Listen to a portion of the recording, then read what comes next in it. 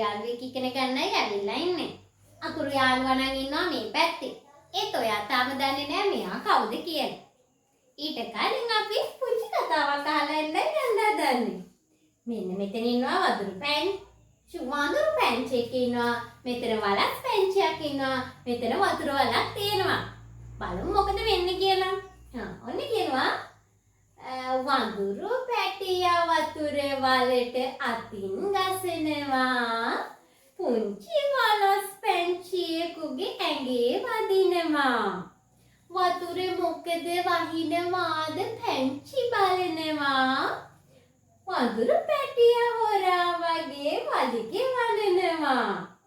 පුංචි වලස් පැංචිට හරි කේන්ති යනවා. වඳුරු පැටිය හොරා වගේ පැනලා දුවනවා. දැන් බලන්න මෙන්න මේ කවිය ඇතුලේ අපිට හම්බුණා වචන ගොඩක්. හැබැයි මේ වචන වල මුලින් ඇහෙන අකුරු ශබ්දේ බලන්න ඉන්නකෝ. ඔන්න වඳුරු පැටිය වතුරේ වලට අතින් ගසනවා. වඳුරු පැටිය වතුරේ වලට අතින් ගසනවා. පුංචි වලස් පැංචියෙකුගේ ඇඟේ වදිනවා. වතුරේ මොකද වහිනවාද වහිනවාද පැංචි බලනවා. වඳුරු පැටිය හොරා වගේ වලිගේ වනනවා. පුංචි වලස් පැංචිට හරි කේන්ති යනවා. වඳුරු පැටිය හොරා වගේ පැනලා දුවනවා. ඔන්න පුතේ ටීචර් කියන වචනවල මුලින් ඇහෙන අකුරු ශබ්දය ගැන ඔයා හොඳට හිතන්න. වලසා, වතුර, වංකය, වඳුරා, වහිනවා. මුලින් ඇහෙන අකුරු ශබ්දේ වහිනවා වලසා වලිගේ වඳුරා. එහෙනම් අපේ චූටි කනට මුලින්ම ඇහුණා අකුරු ශබ්දයක්. දැන් ඔයත් මතක් කරගන්න ටීචර් කිව්වේ ඒවට අමතරව අකුරෙන් පටන් ගන්න තවත් වචන තියෙනවද කියලා. වලද, වහනවා, වට්ටිය, වසර, වඩේ. ඔන්න ඔය වගේ වචන ගොඩක් අපිට තවත් හම්බ වුණා. අපි දැන් බලන්නේ අකුරු යාළුවා කොහොමද පස් රූලේ ලියන්නේ කියලා. පස් රූල් 5ක් තියෙන නිසා අපි පස් රූලේ කියනවා. උඩින්ම තියෙනවා රතු රූල, යටමත් තියෙනවා රතු රූල. මැද තියෙනවා 1 2 3 කියලා නිල් රූල් 3ක්. මෙන්න මේ නිල් රූල් 3 විතරක් ඉන්න කැමති නෑ අකුර. එයා උඩම තියෙන රතු රූලත් හොයාගෙන යනවා. දැන් බලමු අපි අකුරු යාළුවා කොහොමද ලියන්නේ කියලා. 2 3 රූල පිරෙන්නේ ගැටයක් ගන්නවා. ටීචර් කියලා දෙන නිසා වෙලාවෙන් වෙලාවට අත උස්සන්න ටීචර්ට අවසර තිබුණාට ඔයා නම් මෙතනින් පටන් අරගෙන මුළු අකුරු යාළුවා ලියලා ඉවර වෙලා තමයි අත උස්සන්නේ. ඊට කලින් අත උස්සන්න ඔයාට තහනම්. 2 3 රූල පිරෙන්න මෙතනින් තමයි පුතේ පටන් ගන්න. 2 3 ගැටය අත කරකවන්නේ මේ පැත්තට. 2 3 රූල පිරෙන්න ගැටයක් ගත්තා. පුළුවන්?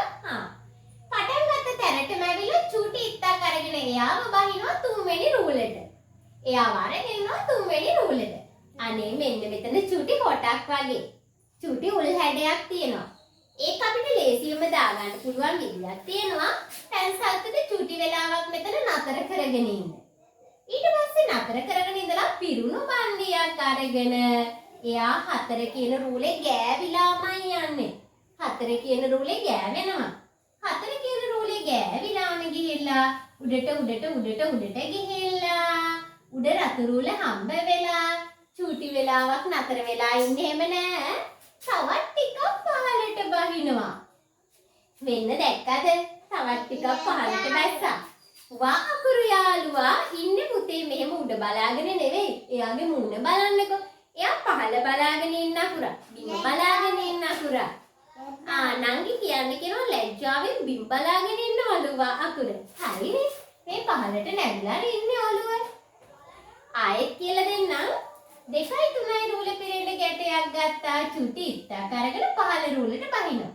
පැන්සල්තේ චුටි වෙලාවක් නතර කරගෙන ඉඳලා පැන්සල්තේ චුටි වෙලාවක් නතර කරගෙන ඉඳලා පැන්සල්තේ චුටි වෙලාවක් නතර කරගෙන ඉඳලා පිරුණු පන්දි ගෙඩිය ගන්නවා. එයා 4 කියන රූලේ ගෑවිලාමයි යන්නේ. එහෙම නැත්නම් 4 කියන රූල තරහ වෙනවා. මාව බලන්නවත් ආවේ නෑ නේද කියලා. 4 කියන රූලේ ගෑවිලා උඩට ගිහිල්ලා උඩම තියෙන රතු රූල හම්බ වෙලා තවත් ටිකක් පහළට බහිනවා. යද්දාවේ. හා. දැන් අම්මලාට කිව්වොත් 1 2 රූලේ හරි මැදක් තමයි අම්මා මේ අකුර පහළට බහින්නේ. 1 2 රූලේ හරි මැදක් තමයි බහින්නේ. අකුර හරි ලේසි අකුරක් පහසුවෙන් ලියා ගන්න පුළුවන්. ලොකු පස් රූල් පොතේ පේලී අකුරු 2ක් ලියනවා වගේම පොඩි පස් රූල් පොතේ පේලී අකුරු 3ක් ලියා ගන්න පුළුවන්. ඊට පස්සේ අපි යනවා අකුරු යාළුවා කොහොමද චූටි රූල් පොතේ ලියන්නේ කියලා බලන්න. චූටි රූලේ මම මේක ලොකු කරලා දෙන්නම්.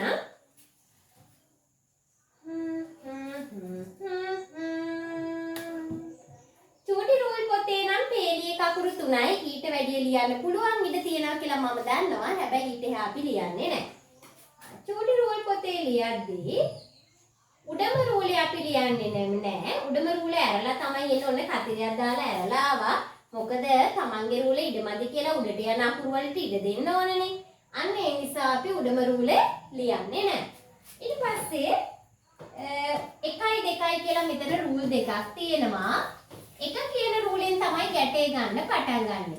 චුටි ගැටයක් අරගෙන චුටි ඉත්තක් අරගෙන ලස්සනට පිරුණු බණ්ඩි අරගෙන එයාත් 1 කියන ඉරේ ගෑවිලා උඩට ගිහිල්ලා උඩ රූලෙන් ඉඩ භාගයක් ඉල්ලගෙන පහළට පාත් වෙනවා. මේ පහළට පාත් වෙද්දි 1 කියන ඉරේ ආයේ වදින්න එහෙම යන්නේ නැහැ. ගෑවෙන්න යන්නේ නැහැ. හරිද? අපි ඉඩ ඉල්ලගන්නේ උඩ රූලෙන් ඉඩ භාගයයි. අකුර නම් කැමති උඩ රූලෙම ඉල්ල ගන්න. උඩ රූලෙන් අහනවා මෙයා මට උඩ රූල ඔයාගේ සම්පූර්ණ ඉඩ මට දෙනවද කියලා. උඩ රූල කියනවා සම්පූර්ණ ඉඩ නම් මම දෙන්නේ නෑ.